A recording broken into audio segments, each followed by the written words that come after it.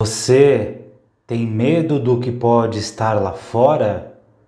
Então este vídeo é para você. Seja bem-vindo, bem-vinda a mais esse vídeo no nosso canal do CEF. Rogamos sempre o amparo da espiritualidade maior para que possamos ser inspirados e passarmos a mensagem do tema de hoje para a nossa reflexão. Ontem foi sexta-feira 13, uma data cheia de simbolismos, cheia de representações.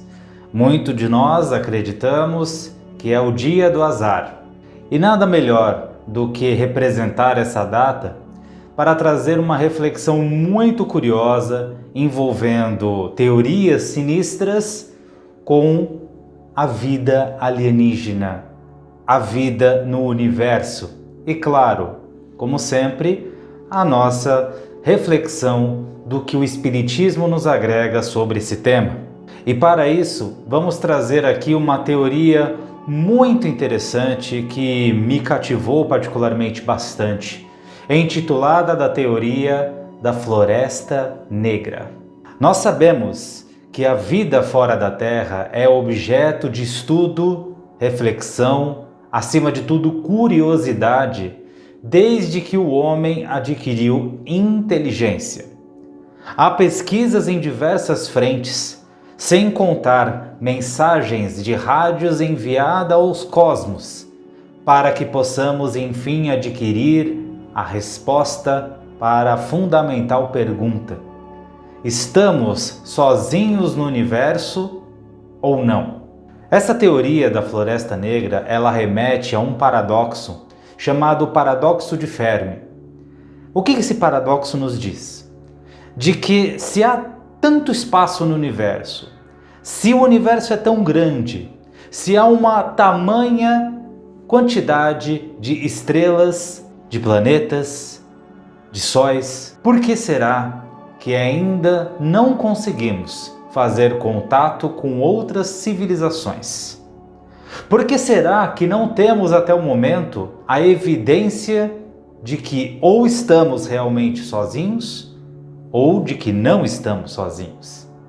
Em cima dessa teoria surgiu a hipótese da Floresta Negra. E o que essa hipótese exatamente nos diz? De que o universo ele é nada mais, nada menos do que como se fosse uma floresta negra. Ou seja, estamos em um ambiente hostil, estamos em um ambiente desconhecido, em que tudo ao nosso redor é silêncio e escuridão.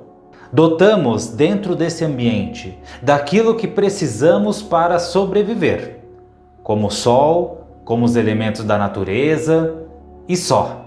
Permanecemos vigilantes para proteger esses elementos para garantir a nossa sobrevivência. E dentro desse ambiente, dentro dessa floresta negra, nós ficamos atentos. E ao sinal de qualquer barulho, independente de onde ele surge, permanecermos em silêncio, permanecermos imóveis, para que independente do que esteja fazendo tal barulho, não perceba a nossa existência e tampouco venha atrás dos recursos naturais que garantem a nossa vida e a continuidade da nossa espécie. Em resumo, é como se todas as civilizações inteligentes do universo soubessem que existem outras vidas inteligentes e permanecessem em silêncio, sem contato, sem ruído, sem nada, para não declararem aos outros que elas existem e assim garantir uma forma dos recursos naturais vitais à vida de serem preservados. Um outro ângulo sobre essa mesma teoria é que quando uma vida inteligente sabe que existem outras civilizações, ela parte para aniquilá-las por completo. Não só no sentido de garantirem os elementos que lhes são vitais, mas também para eliminar a possibilidade de que essas outras civilizações venham atrás desses recursos. Em outras palavras, é como se nós estivéssemos, por exemplo, na nossa casa e ao nosso redor estivesse tudo escuro. Nós desligamos as luzes, ficamos em silêncio para garantir que ninguém venha saber que nós estamos ali com comida na geladeira. Mas quando nós vemos a casa à frente, com uma luz acesa ou com barulhos, nós vamos até aquela casa para roubar a comida que ali está, ou para simplesmente aniquilar seus moradores, para que amanhã ou depois eles não venham roubar a nossa comida. Sim, eu sei, é uma teoria muito sombria, muito obscura, mas que, querendo ou não, como o silêncio ainda prevalece na humanidade frente à vida em outros planetas, cá para nós, ela ainda continua com bases sustentáveis. Mas vamos lá, o que o Espiritismo tem a nos dizer não só em relação à hipótese da Floresta Negra, mas a existência e principalmente a descoberta de vida alienígena. Nós sabemos que o Espiritismo está muito bem casado com a teoria de evolução. Os espíritos, que são criados simples e ignorantes, vão evoluindo, vão crescendo através das experiências reencarnatórias. Isso não se aplica apenas a nós, habitantes da Terra, mas a todos os planetas. Ou seja, espíritos mais primitivos habitam planetas mais primitivos. Espíritos mais evoluídos habitam planetas mais evoluídos. Isso é uma lei universal, ou seja, não se aplica apenas aos espíritas, tampouco se aplica apenas aos terráqueos, mas a todo o universo. E o que isso nos garante? Isso nos garante de que, se pegarmos a humanidade como parâmetro de evolução, tanto material quanto moral, nós chegaremos à seguinte conclusão: espíritos mais primitivos, ou seja, espíritos mais atrasados do que nós, não têm a tecnologia capaz de viajar a outros planetas e tampouco estabelecer uma comunicação com outros planetas. São espíritos em planetas que ainda estão descobrindo o universo ao seu redor. Em paralelo, nós podemos dizer que são espíritos que estão ali mais ou menos há milhares de anos, tal como nós estávamos, ainda descobrindo o que nos rodeia. Já as civilizações mais avançadas, que são aquelas, por que não, que já detêm a tecnologia para viajar a outros planetas, visitar outras estrelas, fazerem viagens na velocidade da luz, por exemplo, são igualmente sociedades que detêm uma evolução moral maior do que a nossa. Ou seja, são espíritos que não vão viajar a outros planetas para colonizar, para reagir de forma hostil, mas que já têm uma percepção de que cada planeta tem o seu grau evolutivo e assim se deve fazer respeitar essa evolução. E essas civilizações não são apenas inteligentes no campo intelectual, material, mas sim mais avançadas também no âmbito moral. E sendo assim, são civilizações que permanecem no silêncio, permanecem no anonimato para não interferirem na nossa evolução. São ali seres que respeitam o nosso progresso. E assim se blindam, se camuflam para permanecerem imperceptíveis à nossa tecnologia e aos nossos sinais. E tampouco vêm para cá porque o interesse deles não é interferir na nossa evolução, porque eles sabem que nós iremos evoluir. Por isso, se preocupam mais com a sua própria evolução, com a sua própria reforma íntima, com o seu caminhar mais próximo ao ser eterno chamado Deus. Logo, nós estamos seguros. Nós sabemos que Deus garante justamente a possibilidade de nós evoluirmos. Não existe essa história de aniquilação, de extermínio de um mundo para com o outro. Porque, afinal de contas, se isso realmente se concretizasse, o que seria exterminado seria a vida material, e não a espiritual que segue. Isso é importante frisar. Por mais que o planeta Terra seja exterminado, que caia um meteoro aqui novamente, tal como o que aniquilou os dinossauros, a vida espiritual seguirá normalmente. E a nossa evolução também. Nós iremos reencarnar em um planeta que abrigue vida, que possibilite um corpo que nos dê as experiências que precisamos para continuar crescendo. Então, em resumo, o que o Espiritismo nos garante? De que civilizações mais atrasadas, mais primitivas que a nossa, ainda não detêm a tecnologia, tão pouco para saber que nós existimos, quanto para possivelmente virem aqui na Terra nos agredir e nos hostilizar. Enquanto que, por outro lado, civilizações mais avançadas sabem que nós existimos e, acima de tudo, respeitam o nosso livre-arbítrio. Deixam com que nós possamos evoluir pelas nossas próprias pernas e ideias, ao passo em que se camuflam para permanecerem ali, inertes e imperceptíveis à nossa tecnologia, à nossa comunicação.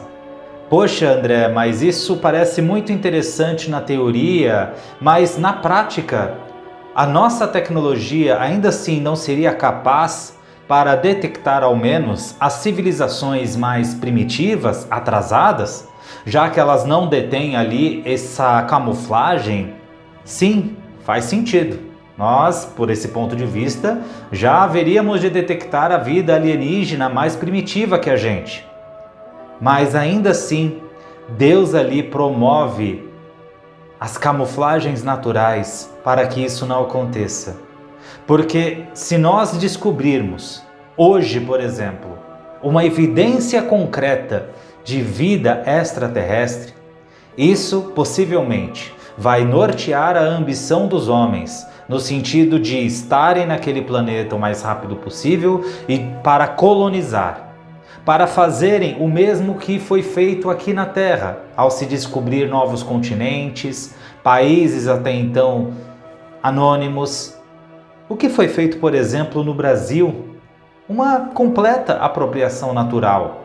E Deus evita com que isso aconteça na forma de outros planetas. Como? Bom, cá para nós.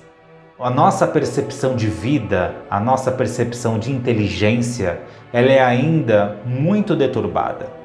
Quando nós procuramos vida extraterrestre, nós procuramos vida nos mesmos moldes que conhecemos aqui. Tem que ter um corpo material, tem que ter os mesmos elementos que nos servem à existência e assim por diante.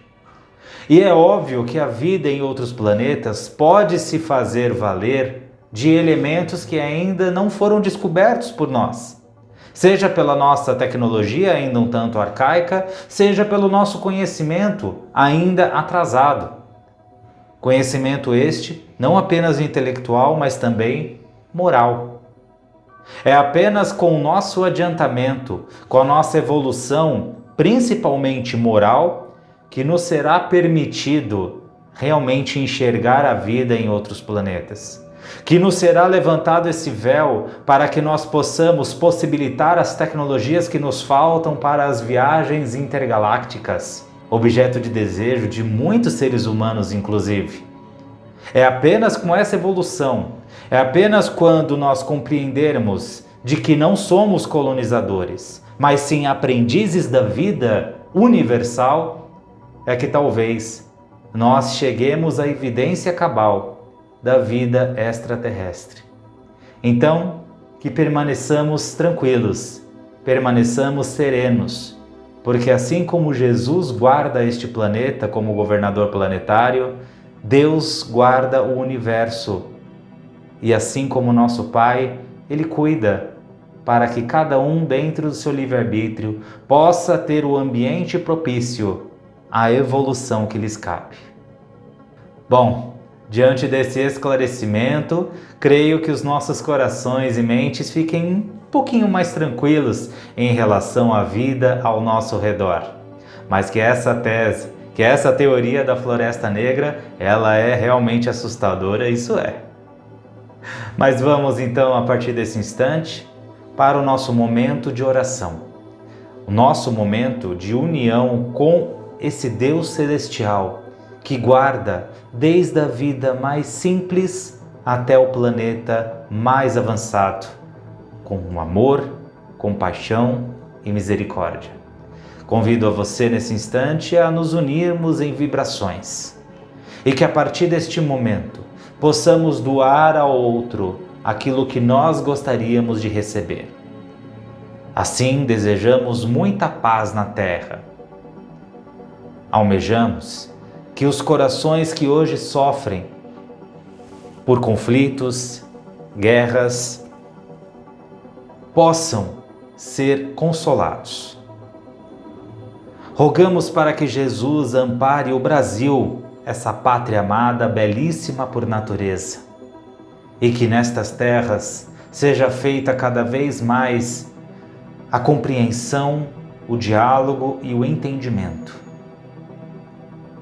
Vibramos por aqueles que estão nas ruas, carentes de companhia, de alimento, de abrigo,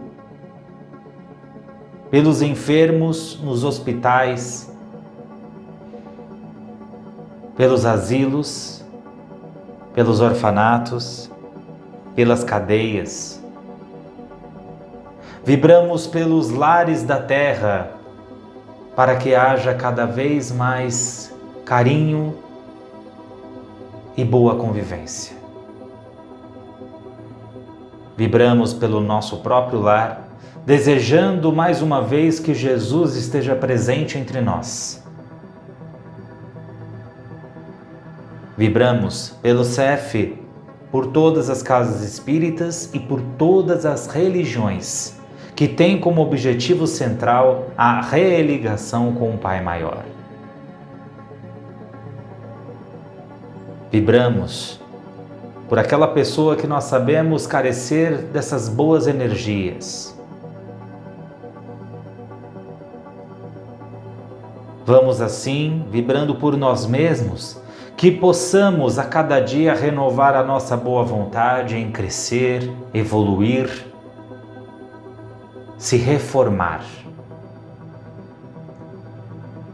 E que neste momento possamos ter o passe de hoje, mentalizando que Jesus está conosco, estendendo as suas mãos sobre nós, nos fornecendo toda a sua luz e bênçãos, nos cobrindo com a sua luz para fortalecer o nosso corpo físico, revigorar os nossos organismos, que possamos, pela nossa ligação contigo, Jesus, abrir o nosso coração para que você atue em nós, para que ilumine os nossos íntimos sentimentos e renove o nosso espírito. Rogamos também que a sua luz esteja presente, fluidificando os recipientes com água que previamente preparamos, para que ao tomar deste líquido, saibamos que você atuou ali e que estaremos recebendo esse complemento a mais de sua energia. E assim, nesse instante, neste ambiente, nós vamos, acima de tudo, agradecer. Agradecer por mais essa oportunidade de reflexão e de reunião em seu nome, onde juntos rogamos. Graças a Deus. Mais uma vez, muito obrigado por partilhar conosco do seu tempo, da sua atenção. Ainda não é inscrito, inscrita no nosso canal? Vamos lá! Saneie desde já essa expiação em sua encarnação e clique aqui no botão de inscrição. Faça parte do nosso trabalho. Acompanhe os nossos conteúdos também curtindo cada vídeo e compartilhando. Isso é muito importante para que continuemos a divulgar a mensagem espírita. Eu me despeço por aqui, rogando que Jesus siga nos abençoando. Um grande abraço. Tchau!